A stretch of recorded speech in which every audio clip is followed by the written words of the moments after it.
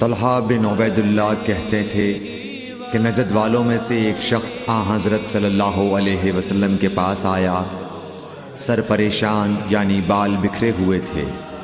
ہم اس کی آواز کی بن بناہٹ سنتے تھے اور ہم سمجھ نہیں پا رہے تھے کہ وہ کیا کہہ رہا ہے، یہاں تک کہ وہ نزدیک آن پہنچا جب معلوم ہوا کہ وہ اسلام کے بارے میں پوچھ رہا ہے۔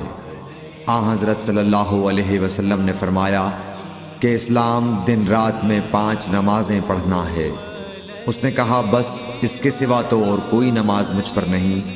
آپ نے فرمایا نہیں مگر تو نفل پڑھے تو اور بات ہے۔ حضرت صلی اللہ علیہ وسلم نے فرمایا اور رمضان کے روزے رکھنا۔ اس نے کہا اور تو کوئی روزہ مجھ پر نہیں ہے۔ آپ نے فرمایا نہیں مگر تو نفل روزے رکھے تو اور بات ہے۔ طلحہ نے کہا اور حضرت صلی اللہ علیہ وسلم نے اس زکوٰۃ کا بیان کیا۔ وہ کہنے لگا کہ بس اور کوئی صدقہ مجھ پر نہیں ہے۔ آپ نے فرمایا نہیں مگر یہ کہ تو نفل صدقہ دے تو اور بات ہے۔